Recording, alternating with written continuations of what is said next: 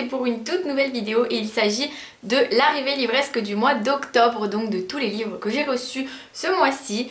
Et ils sont un peu nombreux, mais bon, j'essaye de m'organiser, ça va, je commence à moins paniquer, je me dis bon, on va réussir à faire fac et pas fac, et bah du coup je vais vous présenter tout ça en espérant que cette vidéo vous plaise. De la part des éditions Pocket Jeunesse, j'ai reçu 4 romans, dont 2 de Jessica Warman, qui est une auteure que je ne connaissais pas avant de découvrir ses romans qui ont l'air juste géniaux, et j'en ai déjà lu un, et donc je peux vous assurer que celui-ci est totalement génial. Donc on va commencer par Reste avec moi. Donc lui il est édité au format Pocket du coup, donc c'est pour ça que je l'ai reçu. Je remercie donc les éditions Pocket Jeunesse pour ces 4 livres. Celui-ci ça parle de Elisabeth qui a une vie super géniale, qui va avoir 18 ans et qui va mourir. Et à ce que j'ai compris, elle va assister quand même à ce qui suit. En fait, elle va être morte en étant vivante. Enfin, elle est morte pour tout le monde, mais elle comprend pas parce qu'elle est encore vivante en quelque sorte. C'est vrai que ça m'intéresse beaucoup, ça me donne très envie. Et j'ai vraiment hâte de lire ce livre. Parce que j'ai aussi lu du coup, j'ai lu tout court, Maintenant qu'il est trop tard de Jessica Warman aussi, qui là a été édité en grand format, donc il vient de sortir, et qui raconte une histoire un peu plus tordue, donc au niveau des prénoms, voilà. C'est Sam et Rémi qui sont meilleurs amis et qui font une veillée, donc ils veillent la nuit du nouvel an, et la petite sœur de Samantha s'appelle Tortue, enfin, c'est son surnom, et donc Tortue va se faire enlever par le Père Noël cette nuit-là. Et elle va jamais être retrouvée. Et donc on va suivre l'histoire 10 ans plus tard, quand il y a déjà quelqu'un qui a été mis en prison, quand il y a déjà toute une histoire qui s'est déroulée autour. Et on veut savoir, en fait dans l'histoire Sam revient sur le lieu des faits et elle va se demander s'ils n'ont pas envoyé la mauvaise personne en prison. Et de là va découler des flashbacks, une enquête, etc. Et c'est juste génial. Bref, je ne m'étale pas, j'ai fait une chronique sur ce livre, donc si vous voulez aller la voir, c'est dans mes toutes dernières vidéos, je vous mettrai le lien de celle-ci en barre d'infos. Mais c'est vraiment un livre qui m'a époustouflée. J'étais à fond, ça faisait très longtemps que je n'avais pas lu un livre pour moi en fait, c'était pour tout le temps pour la fac, du coup ça tombait bien ce livre, je pense que je l'ai encore plus aimé que si je n'avais pas été en phase oh mon dieu, une lecture personnelle. Donc du coup ce livre est vraiment génial et j'étais ravie de découvrir le style de Jessica Warman. Puis j'ai reçu Ma raison d'espérer de Rebecca Donovan, qui est le tome 2 de Ma raison de vivre, donc je ne vous en parle pas, je ne vous dis rien parce que si jamais vous n'avez pas lu le tome 1, je ne veux surtout pas vous spoiler. Sachez que je l'ai lu aussi, donc il sera dans mon bilan du mois samedi. Et sachez aussi que ce livre est absolument affreux, mais génial. Mais affreux, mais génial, voilà. Donc bon, je remercie les éditions Pocket Jeunesse car ça a vraiment été l'arrivée que j'attendais impatiemment. Quand je l'ai vu dans ma boîte aux lettres, je vous jure, j'étais en mode, je crois que je sais ce qu'il y a à l'intérieur. Ah là là, c'était une excitation folle. Quand je l'ai ouvert et que je l'ai vu, j'étais en mode... Et d'un coup, j'ai dit bon allez, on annule tout, c'est lui que je lis. Et voilà, j'ai dévoré ce petit pavé de 600 pages en 2 jours. Voilà, donc j'étais même choquée de moi-même, hein, je vous le dis. Et enfin, des éditions Pocket Jeunesse que je remercie encore une fois, j'ai reçu Une Braise sous la cendre, que je n'ai pas encore lu, et qui est de Saba Tahir. Donc, c'est un livre, c'est une dystopie, ce que j'ai compris. Enfin, c'est un monde où il y a une, entre guillemets, dictature, même si c'est pas habillé comme ça, et les gens ne sont pas libres et ils cherchent à retrouver leur liberté, donc du coup, ça rentre dans ce genre-là. Et j'en sais pas beaucoup plus sur l'histoire, hein, pour tout vous dire. Il y a des soldats qui... Ah oui, lire et écrire, ce sont les choses les plus interdites. Et c'est ça qui m'a assez interpellée. Je me suis dit, ça a l'air vraiment bien.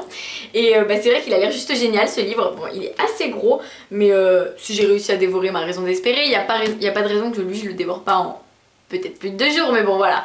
Donc c'est vrai qu'il me donne très très envie. La couverture est juste magnifique, hein. Là je pense qu'il n'y a rien à redire là-dessus. Ce livre est juste trop beau. Et il a l'air trop bien en plus, donc que demander de plus. J'ai reçu 2 livres de la part des éditions Hachette. Donc avant tout j'ai reçu J'étais là de Gail Forman, publié aux éditions Hachette Roman. Et donc pour l'histoire, déjà pour la petite anecdote, j'avais lu Si je reste, oui, de Gail Forman, et je n'avais pas trop accroché parce que je m'attendais à beaucoup mieux. J'avais lu absolument pas ce que je voulais parce que je sais pas, c'est comme ça, j'ai pas accroché, j'ai trouvé que ça manquait énormément d'émotions et j'ai préféré le film, du coup voilà, je peux être coupable. Ça arrive de préférer le film. Et pour celui-ci, je n'avais aucun a priori, je n'avais aucune idée de quoi parlait ce livre. Et donc, du coup, moi je vais vous dire quand même de quoi il parle au niveau de l'histoire. Donc, c'est l'histoire de Cody qui vient de perdre sa meilleure amie. Sa meilleure amie s'est suicidée. Donc bon, et Cody n'était absolument pas au courant, ne savait pas du tout que ça pouvait arriver, donc bon, c'est encore pire. Et du coup, Cody va décider d'enquêter, entre guillemets, sur cette cette mort mystérieuse et pour cela elle va devoir rentrer dans la vie ancienne de Meg car elles ne vivaient plus côte à côte toutes les deux, donc c'est vrai qu'elles ne savaient plus trop la vie chacune l'une de l'autre et donc elles vont enquêter, elle veut à tout prix trouver une raison entre guillemets à cette mort, à ce suicide, elle veut savoir d'où ça vient et donc du coup on suit toute cette enquête qui a lieu ainsi que toutes les révélations etc.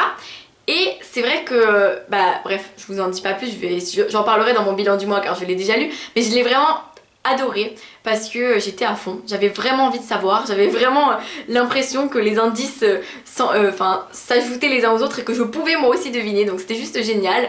Et du coup c'est vrai que j'ai vraiment beaucoup aimé ce livre. Il n'est pas grandiose, il n'est pas bourré d'émotions ou quoi, non, il est juste super bien au niveau du suspense, au niveau, il est très addictif par exemple, donc voilà.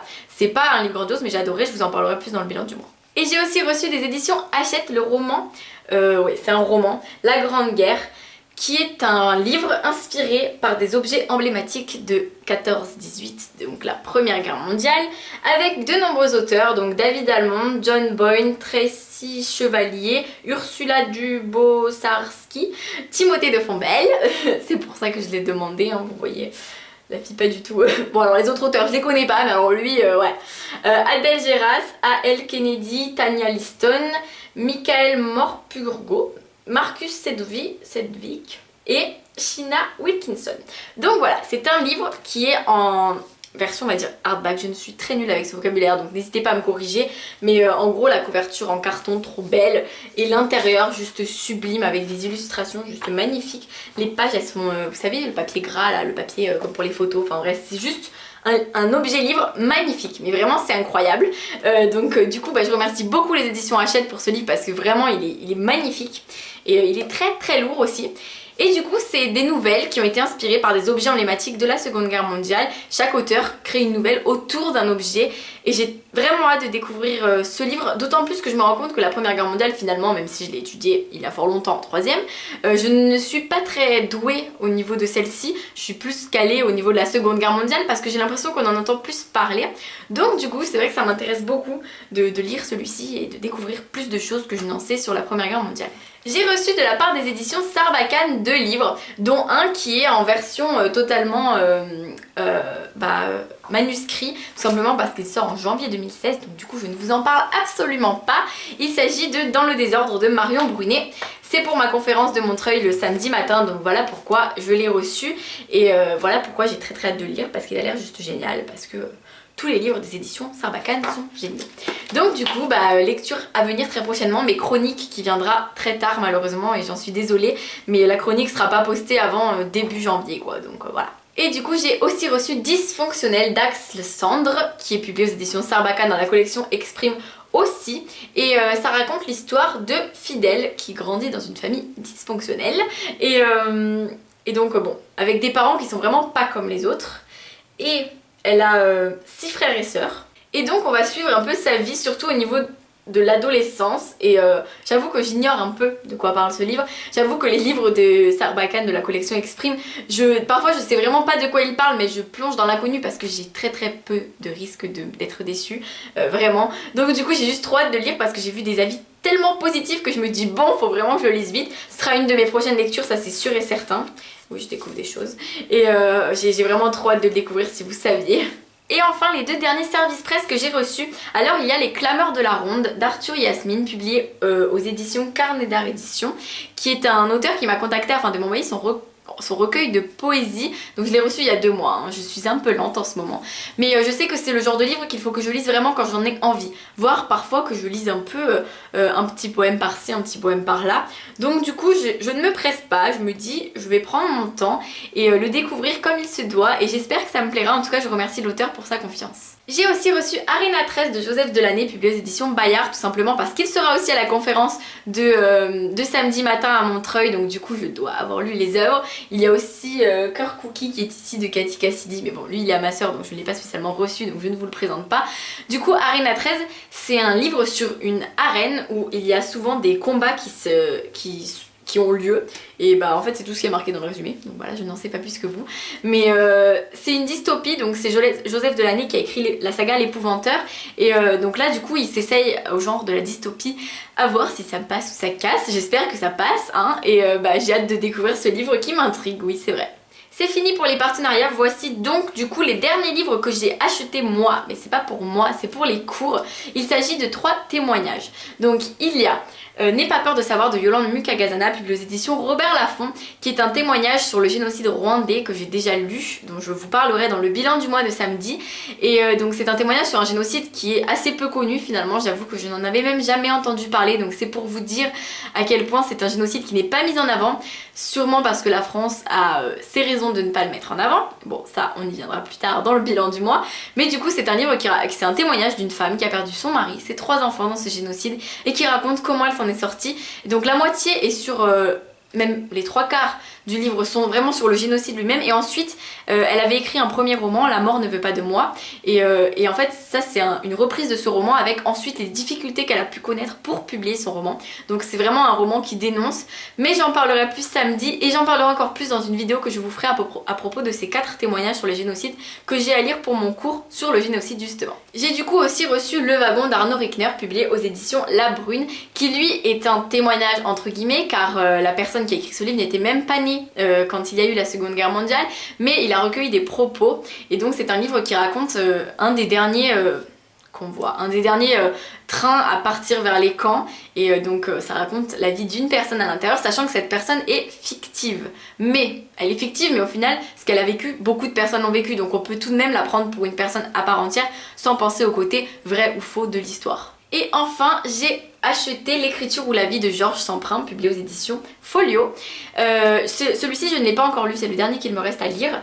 Et donc bah, c'est pareil, c'est l'histoire d'un déporté de la Seconde Guerre mondiale qui nous raconte et la Seconde Guerre mondiale, mais et aussi le après. Donc c'est vraiment, ces livres sont vraiment hyper intéressants. J'ai vraiment hâte de vous faire la vidéo sur le témoignage parce que ça me tient à cœur. Ce sera pas une vidéo sur le témoignage, le genre, hein, pas du tout. Ce sera une vidéo sur 4 témoignages sur les génocides. Voilà, donc c'est pas un sujet du témoignage parce que je sais que Claudia de Lecture de Livres a déjà fait des vidéos sur le témoignage exclusivement, mais là ça ne concerne pas vraiment ça, là c'est par rapport à mon cours à la fac, donc rien à voir, donc voilà. Ça y est, cette vidéo est terminée, j'espère qu'elle vous a plu. En tout cas, moi, je crois que j'ai de la lecture, donc du coup, je vais vous laisser. Je vous dis à samedi pour le bilan du mois, et ensuite les vidéos sont prêtes pour la suite. Enfin, je vais pouvoir être à jour normalement. Et bah du coup, je vous fais plein de bisous. N'hésitez pas à me laisser des commentaires si vous avez déjà lu les livres, si vous voulez les lire, peu importe. Et je vous dis à samedi.